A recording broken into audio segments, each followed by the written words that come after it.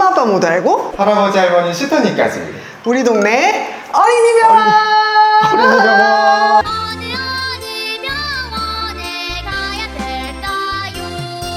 네, 오늘은 아주 특별한 게스트를 제가 모셨습니다. 소아정신과 전문의 조성우 선생님이십니다. 와.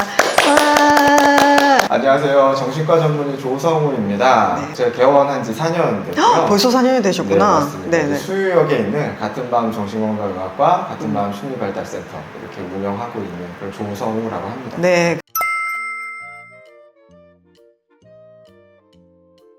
근데 이 선생님이 지금 사실 개원만 하신 게 아니라 프로 앤 잠러. 요즘 이제 상당히 트렌디 하잖아요. 현재 이제 유튜브 채널도 또 운영 중이시잖아요. 제가 이렇게 10만 유튜버 채널에 나와서 저희 채널을 홍보하게 돼서 너무나 영광인데, 쿠쿠닥스라고 하는 유튜브 채널이에요. 네. 쿠쿠닥스라는 말 혹시 무슨 뜻인지 과자. 아세요? 현대인들 멘탈이 쿠쿠닥스처럼 잘 바스러지잖아요. 그래가지고 그걸 어떻게 하면 잘 부셔지지 않게 보존하게 해줄까? 이름은 되게 좋은데 누가 지으셨어요? 모두 다? 다 같이? 그렇구나. 네. 지금 그 선생님이랑 또 다른 전문의 선생님들 같이 하고 계신 거죠? 네네. 저 혼자 하는 건 아니고 3명 정신과 전문의 같이 하고 있거든요. 저는 이제 주로 소아청소년에 관한 얘기를 좀 맡고 있고, 다른 선생님들도 자기들이 잘 하시는 얘기들을 하고 있습니다. 아니 근데 지금 그거 말고도 지금 우리 조성호 선생님 하고 계신 게 대한소아청소년 정신의학과 홍보위원, 대한정신건강의학과 의사회 의무이사, 서울시 강북구 위센터, 그리고 서울시 도봉구 위센터 소아청소년 자문의, 그다음에 푸른존이라는 청소년 재활시설 자문의, 그다음에 브레인맵이라는 회사에서 진료 보조 프로그램 개발도 하고 있다고. 그리고 또 우리 채널에 또 모시게 된 결정적인 계기가 지금 25개월 딸내미 키우고 계시잖아요. 이게 이제 다 가능하신가요? 먹고 살려니 어떻게 하다 보니까 하고 있는. 그리고 지금 약간 피곤해 보이시는 건 있어. 눈이 약간 빨갛거든요, 여러분. 육아를 한다는 뜻이죠. 저희 아내가 이제 선생님이 엄청 팬이거든요. 찐팬인데 이 방송을 보면 아마 엄청 비웃을 겁니다. 네가 하는 게 대체 뭐가 있어? 우리 와이프분의 인터뷰를 또 조금 따야 되려나? 저희 와이프의 분노의 인터뷰를 아마 쉽게 따실 수 있을 거예요. 사실은 제가 좀 소문을 들었거든요. 그래서 오늘은 그 얘기를 하려고 이제 모셨는데, 약 기운에 이 모든 걸 하신다는 소문이 있는데 이제 팩트 체크 사실을 얘기해 주시죠. 소문이 언제 거기까지 퍼졌는지는 알 수 없지만, 제가 이제 성인 ADHD로서 이제 성인 ADHD 약물 복용 중이거든요. 약물의 도움을 받아서 이렇게 많은 일들을 이제 어떻게 이제 매니지를 하면서 운영을 하고 있습니다. 그러시구나. 오늘도 그럼 복용을 하시고. 그럼요. 그러시구나. 저희는 정말 하루의 시장 루틴입니다. 그러니까 보통 우리가 ADHD, Attention Deficit Hyperactivity Disorder, 주의력 결핍 과잉행동 장애라고 하면은 초등학생 아니면 어린 아이들이 많이 있는 거다 이렇게 생각하시는데, 성인 ADHD에 대해서 좀 궁금해하실 것 같아요. 이게 아마 구독자분들께서 이제 대부분 다 아이를 키우시는 육아하시는 부모님들이실 텐데, 아마 ADHD 하면은 애들 질병이라고 알고 계실 거예요. 그리고 되게 산만하고 집중을 되게 못하는 그런 친구들 이렇게 어떻게 보면 이렇게 그림이 좀 그려져 있는데, 요즘은 성인도 ADHD 꽤 많죠. 내가 ADHD 아니냐 이러고 이제 오시는 분들이 많아요. ADHD라는 질병이 성인기까지 계속 지속되는 확률이 사실 반 이상 이거든요. 겉으로 보이는 막 산만하고 과잉 활동적이고 이런 거는 없어도 부주의나 어떤 내면의 불안이나 어떤 실행 기능, 집행 기능의 결핍이나 이런 것들은 성인기까지 계속 이어지는 경우가 많거든요.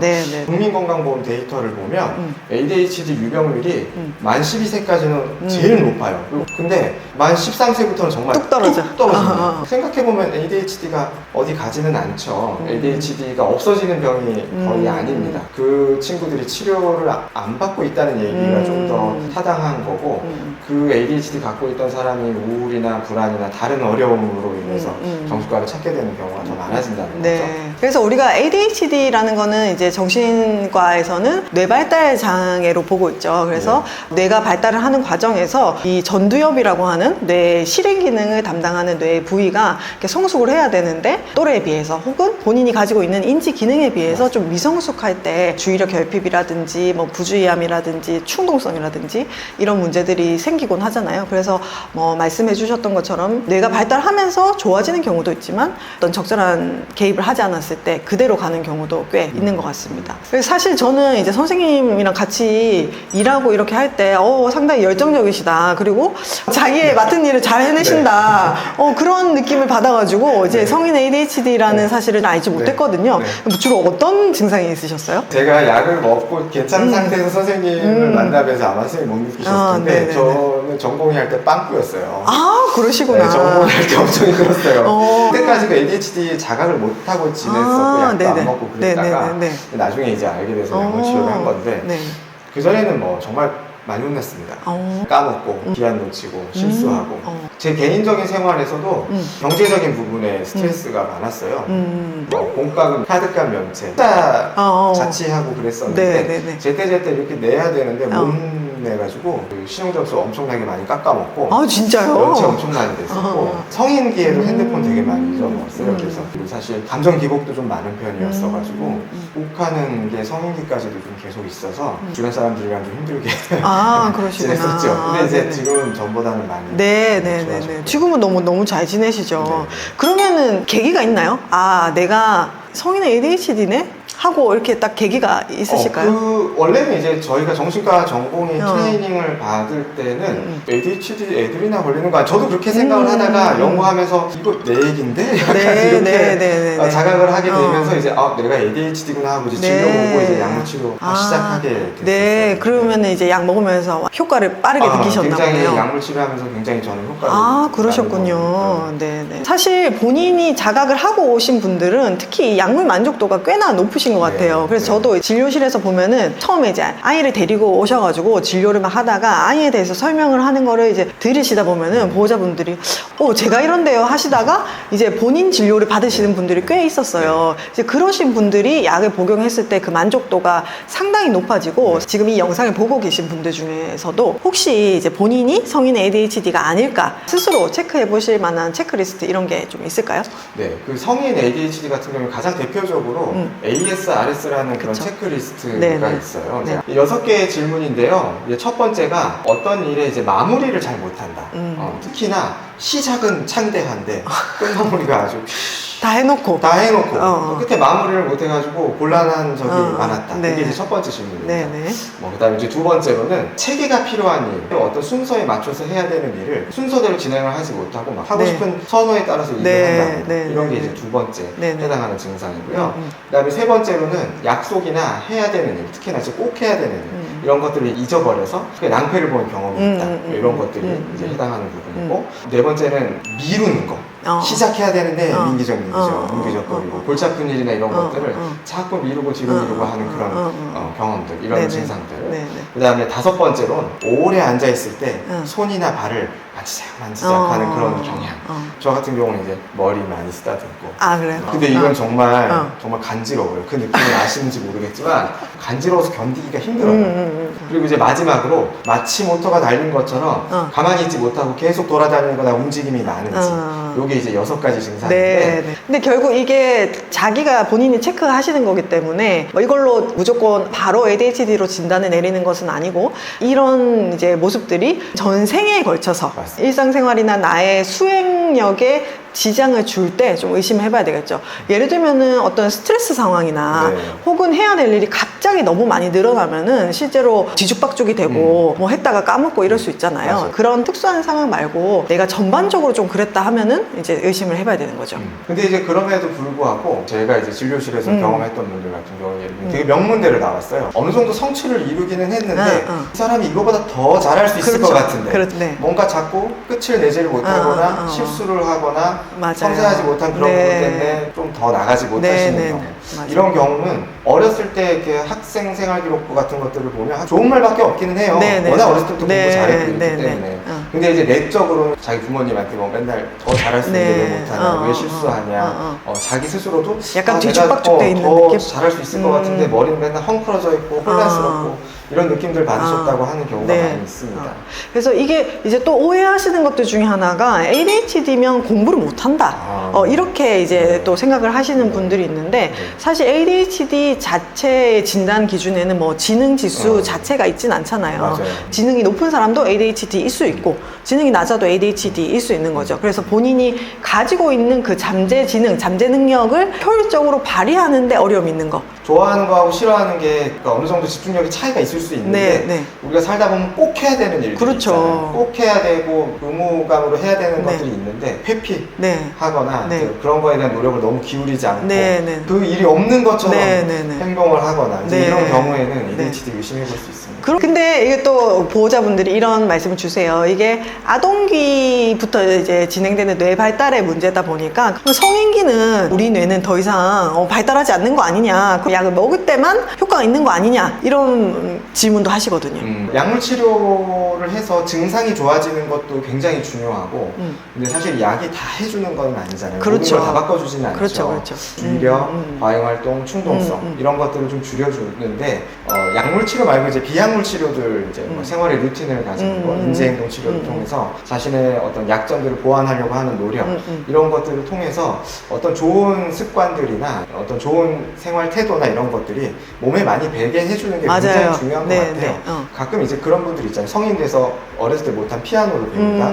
어렸을 때는 못했는데 성인 돼서 잘하시는 분들도 맞아요, 있거든요. 맞아요. 그런 걸 보면 성인이라고 해서 뇌가 변하지 않는 건 아닌 것 같아요. 네. 그래서 저는 약물 치료를 병행하면서 생활 습관을 많이 교정해야 하는 그런 만성적인 질환이고 네, 네. 노력하면 네. 많이 바뀔 수 있다 이렇게 맞아요. 설명하는 편입니다. 네네. 그러면 조성호 선생님도 지금 그런 노력을 하고 계신가요? 그래도 예전보다는 체계적으로 관리하려고 노력을 많이 하고 있거든요. 예를 들면 생활의 루틴을 만들려고 노력을 되게 많이 하는 편이에요. 저는 가장 큰 게 먹고 자는 거, 일어나는 거 기본이죠. 기본적인 네, 거잖아요. 네, 그래서 네. 집으로 치면 기둥인 것 같아요. 맞아요. 기둥이 튼튼하면 네, 네. 나머지에서 조금 네. 안 좋아도 완전히 무너지지는 않거든요. 네. 이제 그 다음에는 이제 큰 틀에서 이렇게 요일별로 할 일들을 이렇게 사실 정해놨어요. 근데 이제 그럼에도 불구하고 그때그때 챙겨야 되는 돌발 그쵸. 상황들이 있잖아요. 네. 그런 경우에는 이제 스마트폰에 있는 기본 어플을 많이 사용하거든요. 제가 이제 아이폰 사용자인데 네. 특정 장소에 가면 알람이 뜨거나 특정 시간이 되면 알람이 뜨거나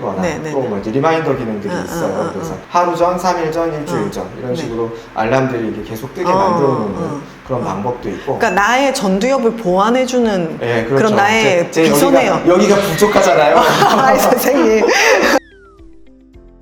아직까지 어떤 아동 ADHD, 성인 ADHD에 대해서 부정적인 시각이 좀 더 많은 것 같거든요. 근데 사실은 ADHD가 가지고 있는 그런 특성이 성숙하게 발현됐을 때는 굉장한 효과와 장점을 낼 수도 있는 거잖아요. 제가 이제 진료실에서 뵙는 성인 ADHD 분들 대부분은 좀 창의적인 일들 많이 하시는 경우가 많았습니다. 뭐 예를 들면 프로그램을 만드는 그런 사람들, 웹툰이나 웹소설 작가 하시는 분들, 음악 하시는 분들 이런 분들이 많고 그리고 이제 얘기를 하다 보면 시각이 약간은 다른 사람과 달리 독특해요. 창조적이고 어떤 단어를 얘기했을 때 저 같은 사람은 조금 관습적인 생각들을 하게 되는데 그분들은 한두 번 더 비틀어서 생각을 해서 표현을 하시는 경우도 많거든요. ADHD는 크리에이티비티가 굉장히 높은 맞아요. 그런 성격을 갖고 있고 게다가 이제 대부분 다 열정적이고 에너지가 높아요. 한 번에 여러 가지 일들을 또 잘 해내기도 하고 자기가 좋아하는 일들은 굉장히 이렇게 몰두해서 하는 그런 이제 집중력을 갖고 있는 경우가 많거든요. 그래서 저는 ADHD가 그렇게 부정적이지 않다고 생각을 해요. 제가 ADHD라 그런지 모르겠지만 그러니까 ADHD의 좋은 표본인 거죠. ADHD가 아니시지만 박소영 선생님은 정말 많은 일을 하고 계시잖아요. 지금 진료 보면서 이제 발달센터도 운영을 하고 계시고 유튜브도 굉장히 뛰어나게 운영을 하고 계시고 근데 저랑 박소영 선생님이 이제 만나게 된 게 저희가 같이 공부하는 거랑 그다음에 소아청소년 정신의학교에서 유튜브 채널 운영하게 되면서 제가 박소영 선생님이랑 같이 일하게 됐었는데 그 일도 하고 계시지 교육청 자문위도 하고 계시지 정신건강증진센터 자문위도 하시지 강연들도 많이 하시지 게다가 이제 아드님도 키우고 계시지 제가 생각했을 땐 ADHD 비슷해요. 비슷한 것 같아요. 근데 ADHD는 아니신 것 같아요. 저는 오히려 어떻게 하시는 거예요 이걸 다? 저는 엄마의 힘이 아닐까.